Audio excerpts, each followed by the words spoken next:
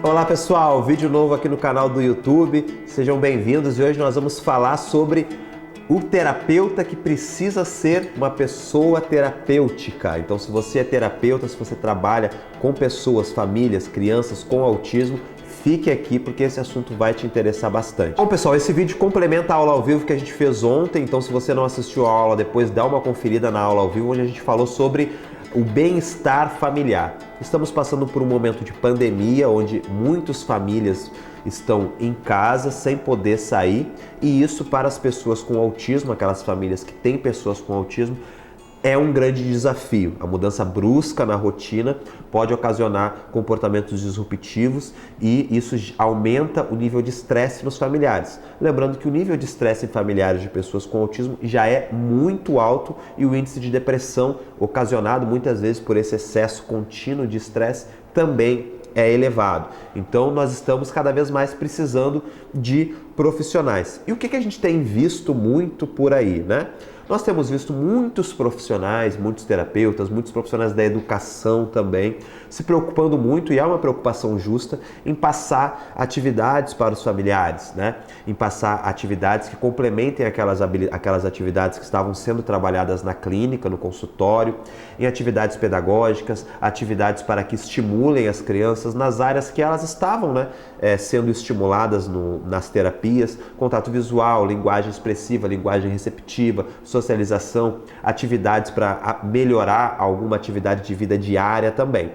Ok, isso é bacana e é importante que os pais possam participar ativamente do desenvolvimento dos filhos, mas eu tenho visto muito pouco os profissionais, especialmente os psicólogos, se atentarem para essas questões de prevenção do estresse e de promoção de qualidade de vida para essas famílias que muitas vezes estão muito sobrecarregadas, estão passando por um momento muito peculiar e que precisam do nosso apoio, do nosso incentivo, que precisam da nossa escuta terapêutica. E aí eu pergunto para você, e é uma reflexão mesmo para o nosso crescimento.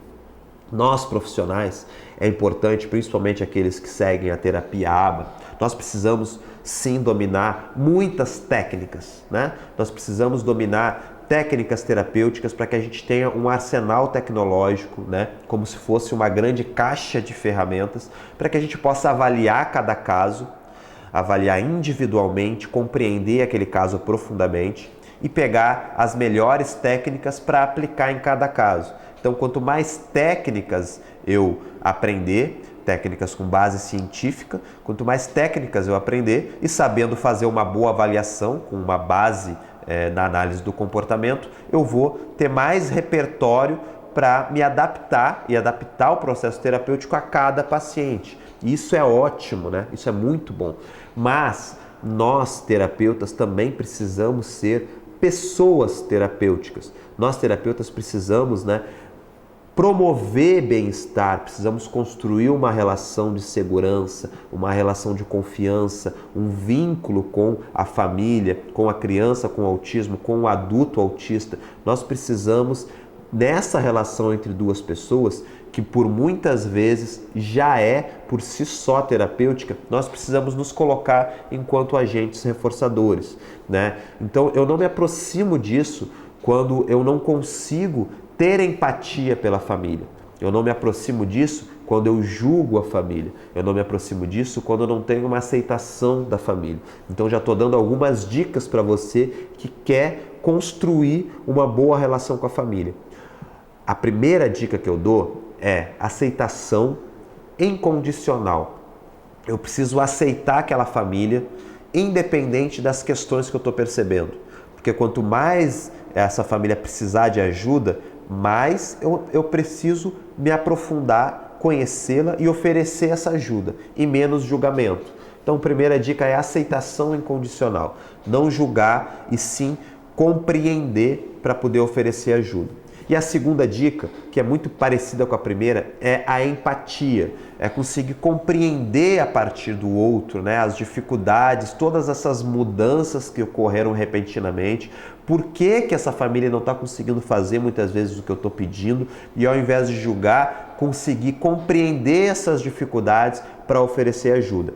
seguindo essas dicas, vocês vão para o próximo passo, que é construir uma relação de confiança com essa família.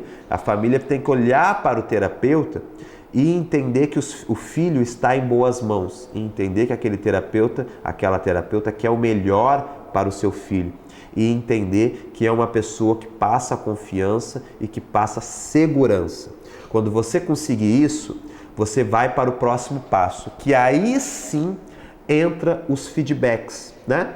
Entra aquele feedback que muitas vezes é um elogio, é um reforço, mas também muitas vezes é algo que não é fácil para a família ouvir, né? E quando a gente está percebendo que um pai ou uma mãe está sendo um pouquinho negligente numa área, está sendo menos participativo, ou o pai está sendo muito autoritário, ou o pai está sendo muito permissivo, o terapeuta ele vai chegar um momento que ele vai precisar dar esses feedbacks. Mas se eu não tiver uma boa relação de confiança, um bom vínculo, eu vou criar uma barreira com essa família e não vou estar oferecendo ajuda e principalmente promovendo a mudança necessária. Então, empatia e aceitação incondicional, oferecer ajuda e aí depois sim que vem os feedbacks. Por fim, gente, é importante os terapeutas lembrarem que o comportamento dos pais das crianças com autismo não está sob as instruções verbais dos pais. Não é a partir de uma dica que o pai vai aprender o que fazer. Os terapeutas precisam ensinar esses pais a fazer. É os mesmos conceitos que a gente usa com as crianças, são conceitos sobre leis comportamentais. Então eu preciso, primeiro, dar o modelo, mostrar como é feito esse trabalho para os pais. Depois eu preciso observar o que o pai está fazendo, elogiar, parabenizar pelos avanços que eles estão conseguindo e corrigir gradativamente aquilo que eles podem ir aprimorando. Se vocês seguirem essa sequência, vocês terão, primeiro, uma ótima relação com a grande maioria dos pais que vocês atendem as crianças, e segundo, vocês vão conseguir incluir os pais no processo terapêutico, oferecer ajuda quando necessário e orientá-los a ter participação como coterapeutas, a fazer as atividades, os treinos que vocês passarem e generalizar a aprendizagem do cliente de vocês, tá bom? Siga esse passo e seja um terapeuta terapêutico, tá? Um grande abraço e até o próximo vídeo aqui no canal.